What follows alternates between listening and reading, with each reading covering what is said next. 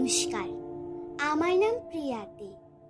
আবৃত্তি করতে যাচ্ছি আমাদের বিশ্বকবি রবীন্দ্রনাথ ঠাকুর লিখিত বীরপুরুষ কবিতাটি।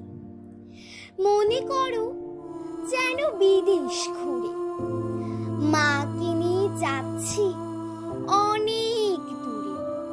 তুমি যাচ্ছ পালকিতে মাচুরে, দরজা দুটো একটুকু ফাঁক করে। আমি যাচ্ছি রাঙা ঘোড়ার পরে, ডাকবো গিয়ে তোমার পাশে পাশে। রাস্তা থেকে ঘোড়ার ঘুরে ঘুরে রাঙা ধুলোয় মেঘ উড়িয়ে আসে। সন্ধে হলো, সূর্য নামে পাটে, এলেন যেন জোড়া দিঘির মাঠে। ধু ধু করে যেদিক পানে চাই, কোনোখানে জানু মানুষ নাই। তুমি যেন আপন মনের তাই। ভয় পেয়েছ, ভাবছ এলেম কোথা। আমি বলছি ভয় করো না মাগো, ওই দেখা যায় মরা নদীর সোতা। আমরা কোথায় যাচ্ছি কে তা জানে, অন্ধকারে দেখা যায় না ভালো। তুমি যেন বললে আমায় ডেকে, দিঘির ধারে ওই যে কিসের আলো।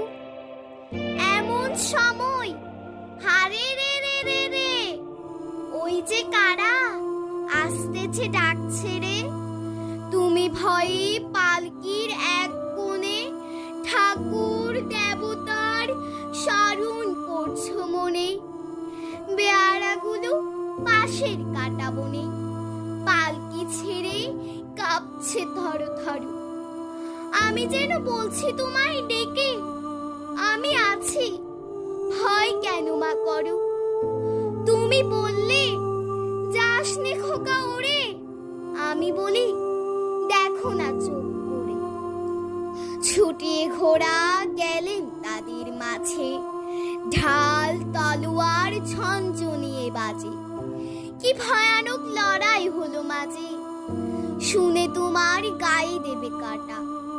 কত লোক যে পালিয়ে গেল ভয়ে, কত লোকের মাথা পড়ল কাটা। এত লোকের সঙ্গে লড়াই করে ভাবছো খোকা গেলই বুঝি মরে।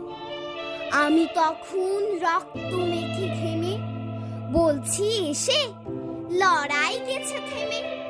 তুমি শুনে পালকি থেকে নেমে চুমু খেয়ে নিচ্ছ আমায় কোলে।